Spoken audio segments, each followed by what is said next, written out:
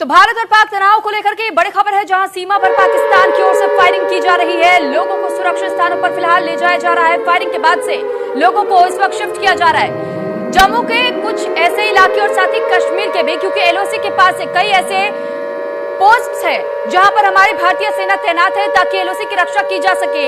हालांकि इस बीच आपने ये तस्वीरें भी देखी होंगी कि किस तरीके से भारतीय सेना की ओर से एलओसी पर भी लगातार आर्टिलरी फायरिंग्स का जवाब दिया जा रहा है। सीज फायर का उल्लंघन बार बार पाकिस्तान कर रहा है, लेकिन इस बीच भी मुंह तोड़ जवाब भारतीय सेना की ओर से दिया जा रहा है। हालांकि जो स्थानीय लोग हैं, स्थानीय लोगों की सुरक्षा के लिहाज से उन्हें सुरक्षित स्थानों पर शिफ्ट किया जा रहा है। कश्मीर में जो अब तक के बंकर्स तैयार किए गए थे, सुरक्षित बंकर्स में लोगों को इस वक्त भेजा जा रहा है। जो अपने घर नहीं छोड़ना चाह रहे तो उन्हें सुरक्षित बंकर्स में ले जाया जा रहा है। हालांकि बीती रात से ही ऐसी तस्वीरें सामने आनी शुरू हो चुकी हैं जहां पर एलओसी के पास जो स्थानीय लोग रहते हैं, जो स्थानीय गांव हैं, उन गांवों को खासतौर पर यानी सिविलियंस को टारगेट करने की कोशिश पाकिस्तान की ओर से। आपको याद होगा कि हमने वो तस्वीरें भी आप तक पहुंचाई थी जहां पाकिस्तान की ओर से कुछ हमले ऐसे किए गए थे जो निशाना बनाने की कोशिश मासूम लोगों को की गई। यानी स्कूलों पर हमले हुए, गुरुद्वारा पर हमला हुआ, यहां तक कि जो रिहायशी इलाके बताए जाते हैं वहां भी हमले करने की कोशिश की गई। बीती रात आपको यह खबर भी जरूर मिली होगी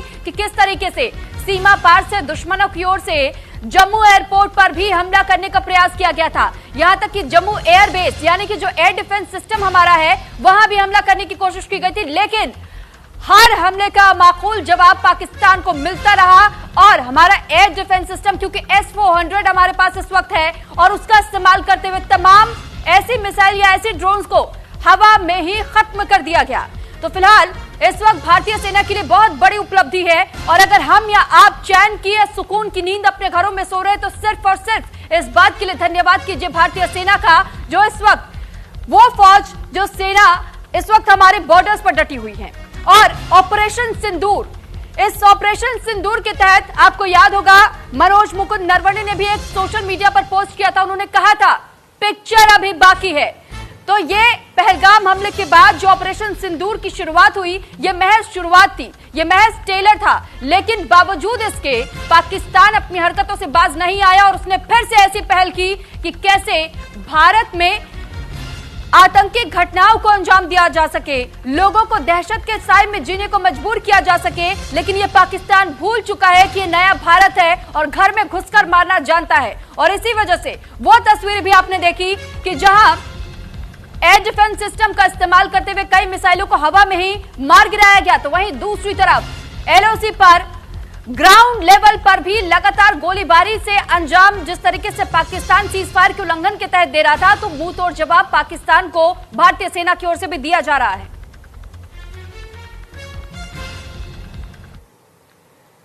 तो एक बार फिर से पाकिस्तान ने मुंह की खाई है। दरअसल पाकिस्तान ने जैसलमेर में हवाई हमले किए, भारत ने नाकाम किए हैं सभी हवाई हमले। पुंछ कुपवाड़ा में एलओसी पर भारी गोलीबारी हुई थी। हाई अलर्ट पर इस वक्त श्रीनगर एयरपोर्ट को भी रखा गया। S-400 ने पाकिस्तान के हमले नाकाम कर दिए हैं। जम्मू पठानकोट में गिराए गए पाकिस्तानी ड्रोन, तो जैसलमेर आर्मी हेडक्वार्टर पर हमला हुआ है, लेकिन इस हमले को पूरी तरह भारतीय सेना ने नाकाम कर दिया है।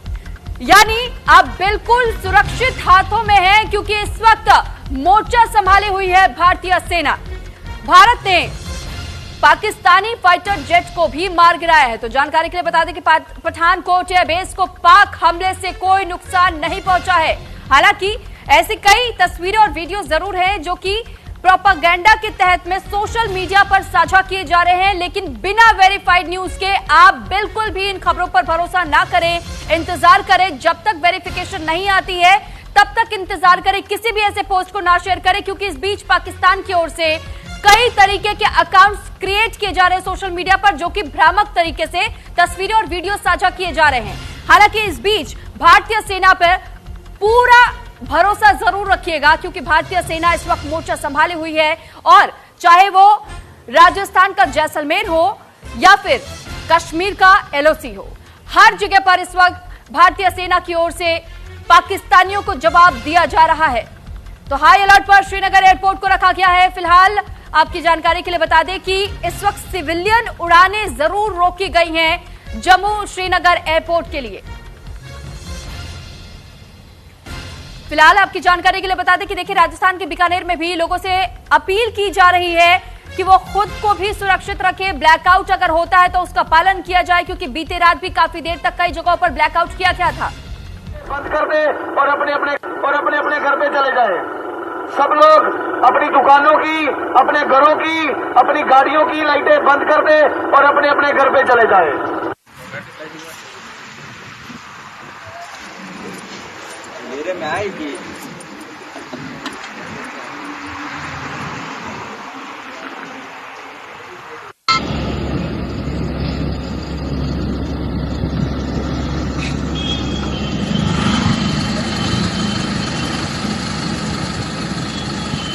और अपने अपने घर पे चले जाए। सब लोग अपनी दुकानों की, अपने घरों की, अपनी गाड़ियों की लाइटें बंद कर दे और अपने अपने घर पे चले जाए।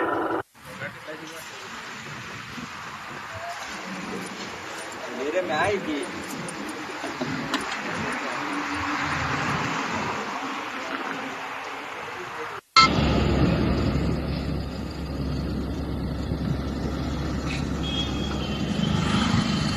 देखिए इस अपील को जरूर सुना आपने, लेकिन ये अपील बीते रात की है जब पाकिस्तान की ओर से सीज फायर का उल्लंघन किया गया। चाहे हम एलओसी की बात करें, चाहे हम जैसलमेर की बात करें, दोनों जगहों पर पाकिस्तान की ओर से कई जगहों को निशाना बनाने का प्रयास जरूर किया गया था, लेकिन उसी प्रयास को नाकाम करने के लिए पूरी तरीके से इस वक्त लगातार लोगों से अपील की जा रही थी।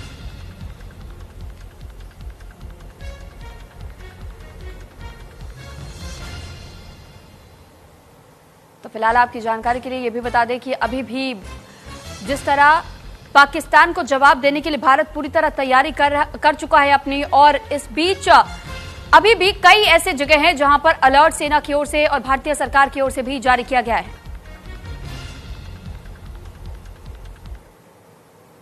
अब हम आपको कुछ और तस्वीरों को समझाएंगे, लेकिन ग्राफिक्स के जरिए कि किस तरीके से ये पूरा जो ऑपरेशन है वो अभी भी जारी है।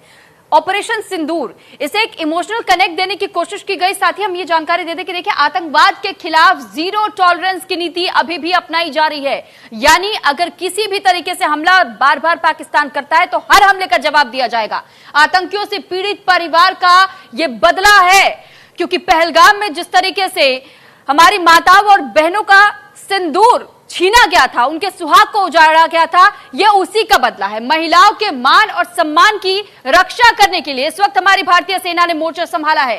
पाक पर भारत की डिप्लोमेटिक स्ट्राइक किस तरीके से सामने आई, आतंकवाद के खिलाफ यूएनएससी सदस्य पूरी तरह इस वक्त एकजुट है। प्रधानमंत्री नरेंद्र मोदी और साथ ही फॉरेन मिनिस्टर पहले ही सभी के साथ कांटेक्ट में थे, बातचीत लगातार जारी थी। यूएनएससी में पाकिस्तान को अलग थलग कर दिया गया है, क्योंकि इस वक्त शहबाज मुशर्रफ कहीं ना कहीं बेहद अफसोस जाहिर कर रहे होंगे कि उन्होंने न जाने किससे पंगा ले लिया है, किससे बोला चुके। रूस, अमेरिका, ब्रिटेन, फ्रांस ने भी समर्थन किया है भारत का। पाकिस्तान को लेकर चीन का अभी भी नपा तुला रुख है, यानी चीन पूरी तरीके से खुल के सामने नहीं आ रहा है कि किसके खिलाफ है और किसके समर्थन में, उसका नपातुला रुख सामने आ रहा है। केवल तुर्की ऐसा है जिसने अभी तक पाकिस्तान का खुले तौर पर समर्थन किया है। हालांकि आपको याद होगा कि बीते दिनों ही अभी तुर्की के ही एक बंदरगाह, तुर्की के तरफ से नेवी का एक बेड़ा भी वहां डिप्लॉय किया गया था। खाड़ी देशों ने भी पाकिस्तान से पल्ला झाड़ लिया है, यानी कि इस वक्त पाकिस्तान चौतरफा घिर चुका है। साथ ही देखिए 22 अप्रैल 2025 में जब पहलगाम में आतंकी हमला हुआ था, जिसमें कि 27 टूरिस्टों को निर्मम तरीके से मारा गया था, उनकी हत्या की गई थी, अंधाधुंध गोलियों से उन्हें भूना गया था, और सिर्फ ये पूछकर कि आखिर आपका धर्म क्या है। अब ये सोचिए कि ये लड़ाई किस कदर गई। हालांकि वहां जो महिलाओं की ओर से ये भी कहा गया कि आखिर आपने हमारे जब पतियों को मार दिया तो हमें क्यों छोड़ रहे हैं, हमें भी मार दीजिए। इस पर उन आतंकियों की ओर से जवाब दिया गया कि जाओ और मोदी को बता दो।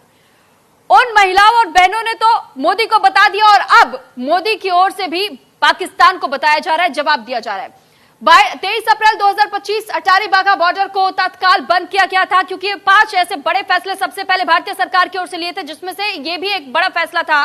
सभी पाकिस्तानी नागरिकों के वीजा तत्काल प्रभाव से रद्द कर दिए गए थे, और यह कह दिया गया था कि 48 घंटे का अल्टीमेटम है, आपको भारत की सीमा छोड़ करके दोबारा पाकिस्तान जाना पड़ेगा। 23 अप्रैल 2025 के ही दिन पाक उच्चायोग में संख्या सीमित करने का भी आदेश जारी किया गया था, यानी कि जो संख्या 55 की थी उस संख्या को घटा करके 33 तक कर दिया गया था। पहलगाम हमले से जुड़े आतंकियों के घर ध्वस्त कर दिए गए थे। यानी जिन जिन आतंकियों से जुड़ी जानकारी मिली, जो कि कश्मीर में रहकर ही यानी कि लोकल सपोर्ट से अगर वो पहलगाम हमले में शामिल हुए थे, ऐसी कोई भी जानकारी मिली, पुख्ता तौर पर पहले उसे वेरीफाई किया गया और उसके बाद से उन पर सैन्य कार्रवाई भी की गई है। तो वहीं